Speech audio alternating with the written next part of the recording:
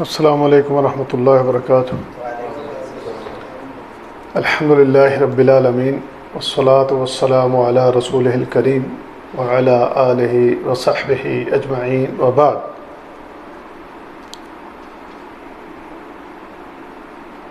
آپ نے یقیناً پچھلے درس کے اندر توحید کی اس آیت پر درس سنا ہوگا کہ یشرکون ما لا یخلق شیئا وهم یخلقون ولا یستطیعون لهم نصرا ولا انفسهم ینصرون۔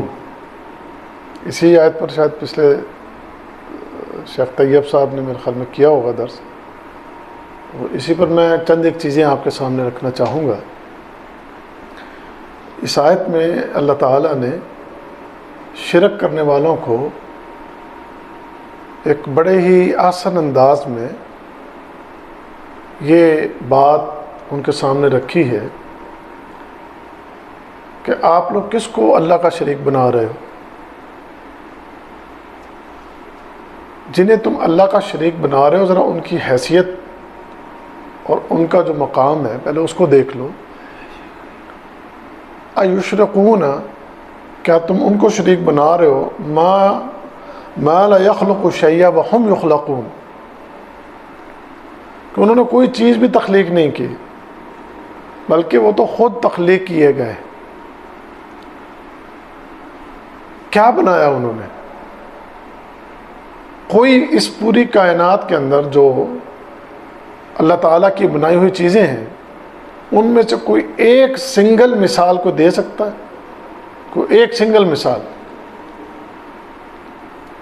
بلکہ آپ وہ سورہ حج کی وہ آیات آپ نے اکثر سنی ہوں گی کہ جس کے اندر اللہ تعالیٰ نے مشرکین کے بارے میں مثال دیتے ہوئے یہ بات ارشاد فرمائی ہے کہ یا ایھا الناس ضرب مثل فاستمعوا لہ، اے لوگو ایک مثال دینے لگے ہیں ہم، اسے بڑے غور سے اور بڑی توجہ سے سننا۔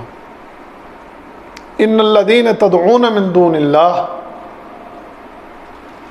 کہ اللہ تعالیٰ کو چھوڑ کے جنہیں تم پکارتے ہو، لن یخلقوا ذبابا، وہ تو ایک مکھی بھی پیدا نہیں کر سکتے۔ ہمارے تو لوگ یہ کہتے ہیں نا جی فلاں فلاں بیٹا دیتا ہے، اور فلاں فلاں جو ہے اس کے پاس یہ اختیار ہے کہ بیٹے دے بیٹیاں دے، تو اللہ تعالیٰ فرماتے ہیں وہ تو ایک مکھی پیدا نہیں کر سکتے، ان کے پاس تو یہ بھی طاقت نہیں ہے۔ اور آگے فرمایا وَلَوِ اجْتَمَعُوا لَهُ، جتنے بھی تم نے شریک بنا رکھے ہیں نا ان تمام کے تمام، ان جن کو تم نے شریک بنا سب کو اکٹھا کر لو اور سب کو جمع کر لو، وہ سارے مل کے اور سارے اکٹھے ہو کے ایک مکھی نہیں بنا سکتے۔ اس وقت لوگوں نے، آپ ہندوؤں کی بات کو چھوڑ دیں، آپ مشرکوں کی، وہ ان کافروں کی بات چھوڑ دیں، آپ صرف اور صرف اپنا دھیان ان لوگوں کی طرف لے آئیں جو اپنے آپ کو مسلمان کہتے ہیں اور اسلام کا دعویٰ کرنے کے ساتھ ساتھ ان کی جو عادتیں ہیں، ان کی جو برائیاں اور ان کا جو کفر اور شرک کا معاملہ ہے وہ جس حد تک بگڑا ہوا ہے، ان کے عقیدے کے اندر جو خرابیاں ہیں اس کو ذرا سامنے رکھیں آپ۔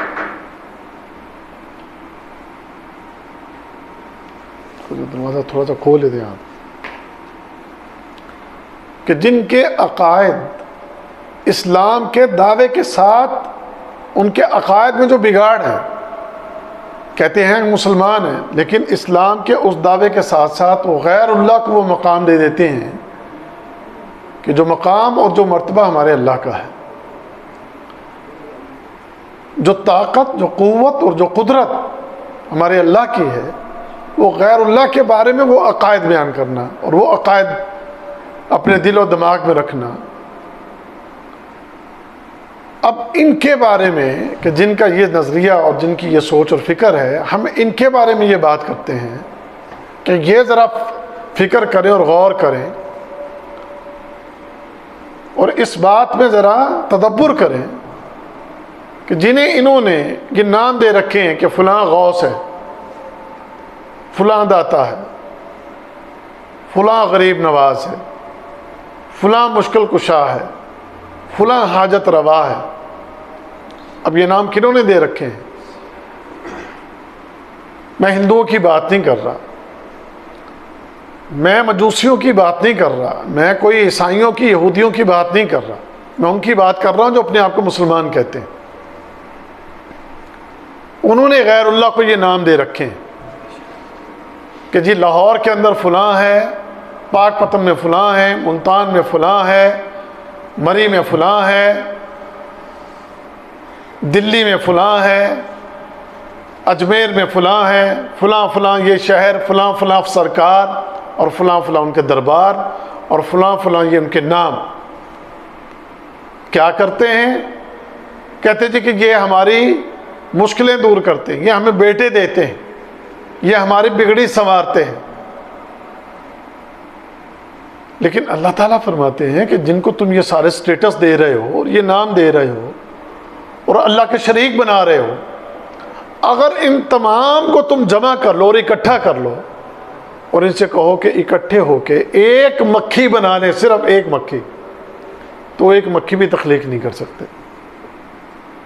بلکہ ایک مکھی بنانا تو دور کی بات ہے، آگے جو اللہ تعالیٰ نے دعوت فکر دی ہے، وَإِن يَسْلُبْهُمُ الذُّبَابُ شَيْئًا، اگر وہ مکھی ان کے سامنے پڑی ہو کسی چیز کو چرا لے، لے جائے، چھین لے، تو اللہ تعالیٰ فرماتے ہیں لا يستنقذوه من ضعف الطالب والمطلوب. ایک مکھی آئی، آپ کھانا کھانے بیٹھے ہوئے، کھانا کھاتے ہو مکھیاں آ جاتی ہیں نا بعض کا، ہاں جی، کھانے کے اندر بھی گھس جاتی ہے بعض اوقات. آپ کے سامنے آپ کے کھانے کے اوپر آئی، بیٹھی اور آپ کے کھانے میں سے اپنا حصہ لے کر نکل گئی. آپ اس مکھی کے منہ سے وہ چرایا ہوا رزق بھی آپ واپس نہیں لا سکتے. آپ کے یہ بنائے ہوئے شریک کے جنہیں تم نے اتنے نام دے دیے، اتنے بڑے بڑے سٹیٹس دے دیے.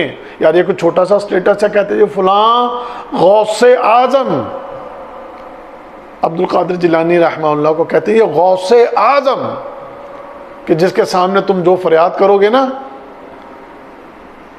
ان فریادوں کو سننے والے، پورا کرنے والے سب سے بڑے غوث. یہ سٹیٹس ان کو دیا ہوا ہے، انہوں نے یہ نام دیے ہوئے ہیں اور یہ مقام دیے ہوئے ہیں. لیکن اللہ کی قسم، قرآن نے جس طریقے سے ان شرک کرنے والوں کو ادھیڑ کے رکھا ہے اور جس طریقے سے اللہ تعالیٰ نے اس عقیدے کو بیان کیا ہے، عقل ہو تو بات فوراً سمجھ آ جاتی ہے، لیکن عقل نہ ہو تو پھر موجیں ہی موجیں ہیں، پھر وہی حماقتیں اور بے وقوفیاں ہیں. جس کو چاہو اٹھا کے جو مرضی سٹیٹس تم دے دو. ان کے پاس تو یہ طاقت نہیں ہے کہ وہ ایک یہ چھوٹا سا کام ہی کر لیں، اور تم نے تو اتنے بڑے بڑے عقائد اور بڑے بڑے نظریات تم نے ان سے بنا رکھے. لہٰذا وہ تو ایک مکھی پیدا نہیں کر سکتے، اور وہ مکھی ان کے سامنے پڑی ہوئی کسی چیز کو لے جائیں تو یہ اس کو واپس نہیں لا سکتے، اس کو نہیں چھین سکتے. تو لہذا جو آیت پچھلے درس میں آپ نے پڑھی ہوگی، اَيُشْرِكُونَ مَا لَا يَخْلُقُ شَيْئًا وَهُمْ يُخْلَقُونَ، کیا بنایا انہوں نے جنہیں اٹھا کر تم نے وہ خدائی مقام دے دیا. وہ تو خود پیدا کیے گئے ہیں، وہ تو خود مخلوق ہیں. تم مخلوق، وہ مخلوق، تم کمزور، وہ کمزور، تم محتاج، وہ محتاج. محتاج سے مانگ رہا ہے، کمزور سے مانگ رہا ہے. جیسے اللہ تعالیٰ نے یہاں ضعف الطالب والمطلوب، مانگنے والا بھی کمزور اور جس سے مانگا جا رہا ہے وہ بھی کمزور، اس کے پاس وہ طاقت ہی نہیں ہے. اور جس کے پاس یہ ساری طاقتیں ہیں، ادھر سے منہ پھیرے ہوئے، ادھر سے نظریں پھیرے ہوئے ہیں، اور امیدیں لگا کے بیٹھا ہے اس سے کہ جو اسی کی طرح کا انسان ہے، جو اسی کی طرح کی مخلوق ہے. جس طرح کی کمزوری تمہارے اندر ہے ویسی ہی کمزوری اس کے اندر ہے. لہذا اللہ تعالیٰ نے آگے مزید فرمایا وَلَا يَسْتَطِيعُونَ لَهُمْ نَصْرًا وَلَا أَنفُسَهُمْ يَنصُرُونَ.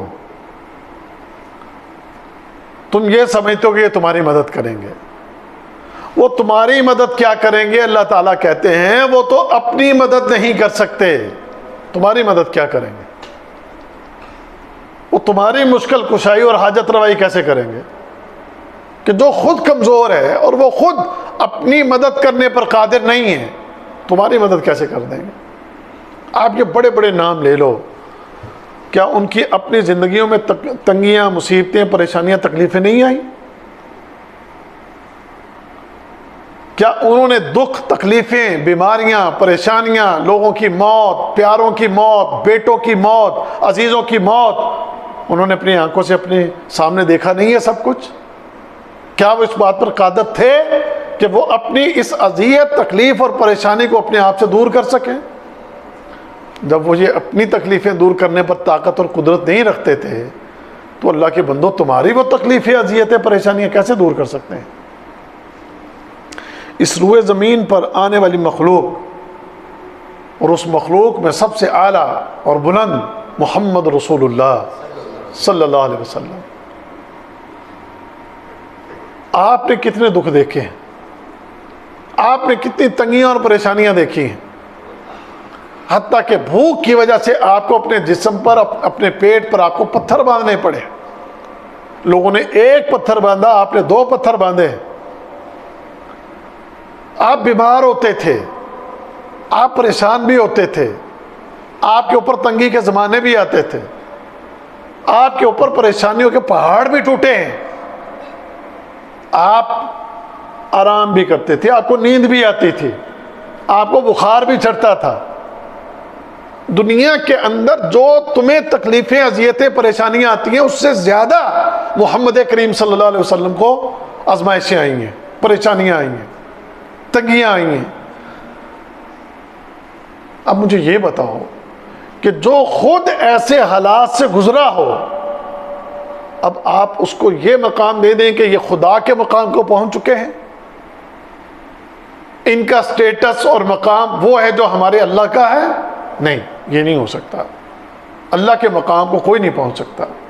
اللہ کے بارے میں کوئی ایک مثال تم پیش کرو معاذ اللہ کہ اللہ کبھی تھکا ہو، پریشان ہوا ہو، بیمار ہوا ہو، تنگ ہوا ہو، کوئی ایک مثال معاذ اللہ دے ہی نہیں سکتے آپ۔ اللہ معبود، الہ وہ ہے جو مخلوق نہیں ہے، خالق ہے۔ ہماری دعاؤں، ہماری عبادتوں اور ہمارے پکارنے کے لائق وہ ہے جو کبھی بیمار نہیں ہوا، جو کبھی پریشان نہیں ہوا، جو کبھی تھکا نہیں، جس کو نیند نہیں ہے، جس کو اونگ نہیں ہے، جو مخلوق نہیں ہے، جو خالق ہے، جو مالک ہے، جو ہر چیز پر قادر ہے۔ قادر ایسا کہے کن زمین پر فیکون، کہے کن کائنات میں فیکون۔ اب اس کو چھوڑ کے کدھر جا رہے ہیں؟ قبروں پہ جا رہے ہیں، مزاروں پہ جا رہے ہیں، درباروں پہ جا رہے ہیں، بابوں کو پکار رہے ہیں، سرکاروں کو پکار رہے ہیں۔ اللہ کہتے ہیں جن کو پکار رہے وہ تو اپنی مدد نہیں کر سکتے، وہ تو بیمار بھی ہوتے تھے، وہ تو تنگ بھی ہوتے تھے، وہ تو مخلوق ہیں، وہ تو پریشان بھی ہوتے تھے، انہیں بھوک بھی لگتی تھی، انہیں نیند بھی آتی تھی۔ جیسے تمہاری حاجتیں، ضرورتیں ویسی ان کی، اور ان کو تم یہ سمجھ بیٹھے ہو کہ یہ خدا ہے، یہ الہ ہے، یہ معبود ہے، یہ تمہاری مدد کو آئیں گے، تمہاری ضرورتیں، حاجتیں پوری کریں گے۔ کیسا؟ یہ عقل کدھر ہے؟ یہ دماغ کہاں ہے؟ اب اتنی زبردست قسم کی یہ قرآن کی یہ آیات اور ایسی عظیم یہ وضاحتیں، اس کے باوجود بھی انسان شرک میں مبتلا ہو تو پھر اس کے اوپر رونا ہی ہے۔ پھر ہم نے تو رونا ہی آتا ہے اس کے اوپر، اس کی قسمت پر۔ کتنی بدقسمتی ہے کہ اس گندے عقیدے کو لے کر اس دنیا سے جائیں گے، اس فاسد عقیدے کو اور باطل عقیدے کو اور شرکی عقیدے کو لے کر اس دنیا سے جائیں گے۔ اللہ اکبر کبیرہ۔ فرماتے ہیں وَإِن تَدْعُوهُمْ إِلَى الْهُدَى لَا يَتَّبِعُوكُمْ سَوَاءٌ عَلَيْكُمْ أَدْعَوْتُمُوهُمْ أَمْ أَنْتُمْ صَامِتُونَ۔ کوئی فائدہ ہے کہ جو تم ان کو پکار رہے ہو؟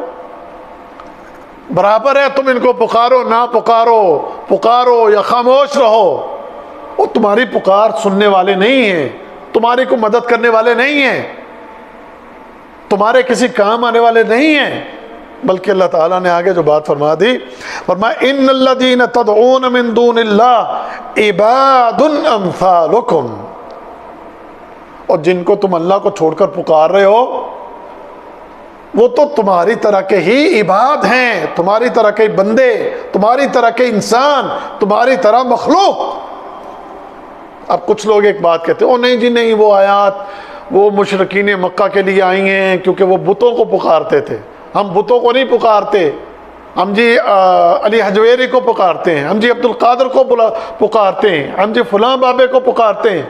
وہ سب نیک ہوں گے، نیک ہیں، ان کا احترام ہے، ان کی عزت ہے، لیکن وہ عباد ہیں، اللہ کے بندے ہیں، عباد امثالکم، تمہاری طرح کے بندے۔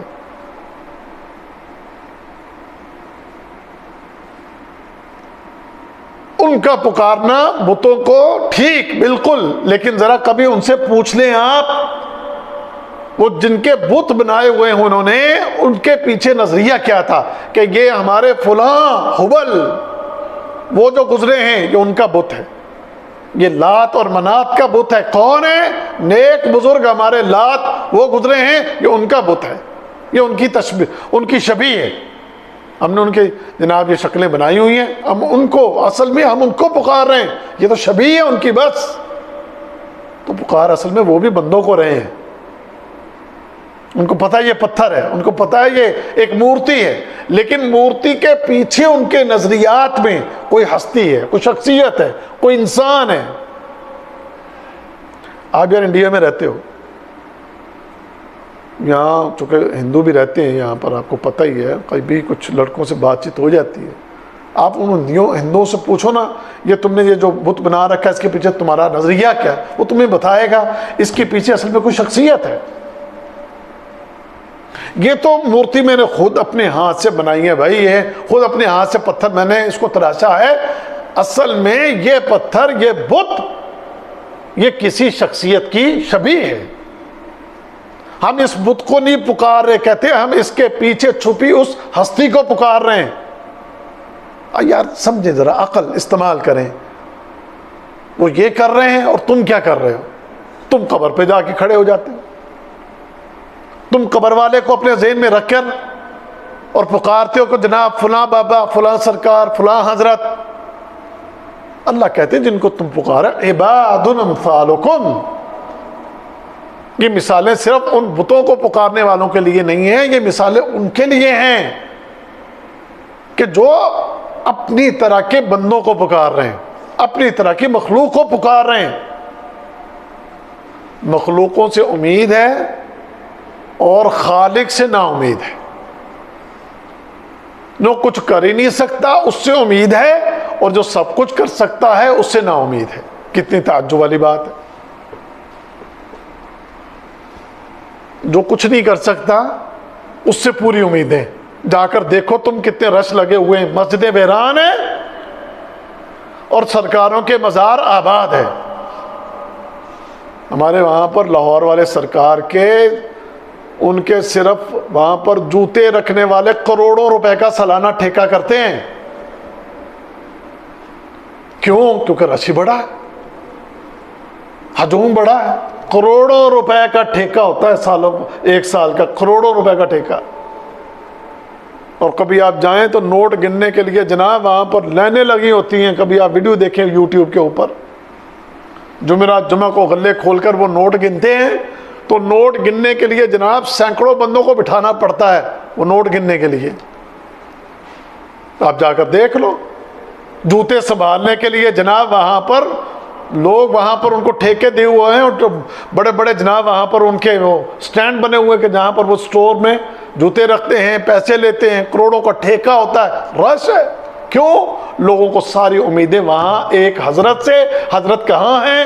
حضرت قبر میں ہیں، قبر میں نیچے گہرائی میں ہیں۔ کون ہیں؟ فلاں ہیں۔ کیا کرتے ہیں؟ جناب میری مشکل دور کرتے ہیں، میری حاجت دور کرتے ہیں، میری حاجت پوری کرتے ہیں، میرے مسائل سنتے ہیں، میرے جناب بچے بچیاں جو بھی حاجت ہو اس کی وہ پوری کرتے ہیں۔ لا حول ولا قوت الا باللہ، انا للہ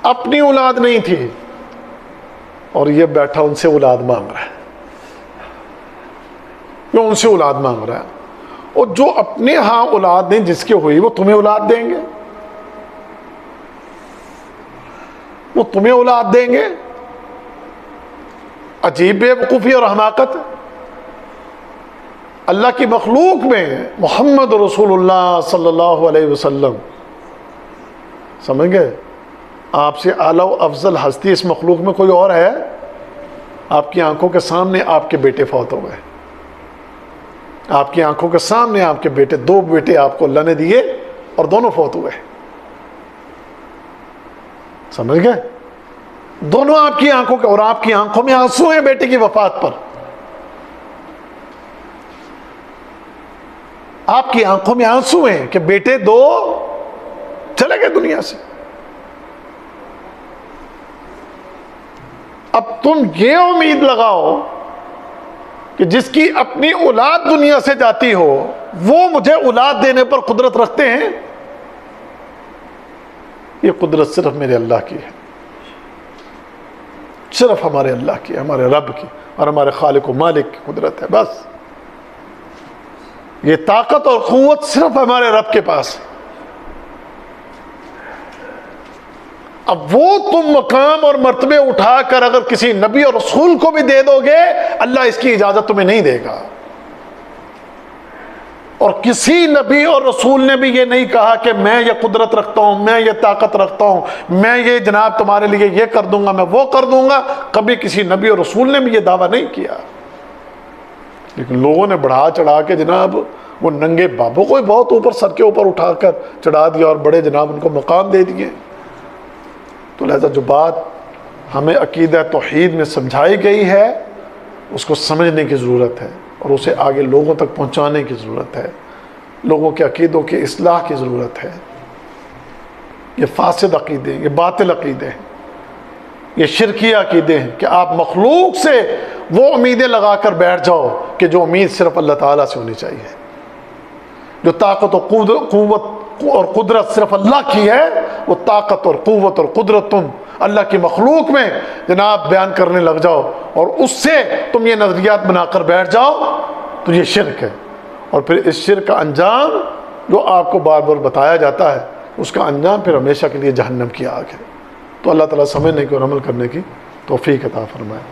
اللہ تعالیٰ اصلاح فرمائے تمام مسلمانوں کی، ان کے عقائد کی، ان کے نظریات کی، عقیدہ توحید کو سمجھنے کی اور پھر اس کے مطابق اللہ تعالیٰ زندگی بسر کرنے کی توفیق عطا فرمائے۔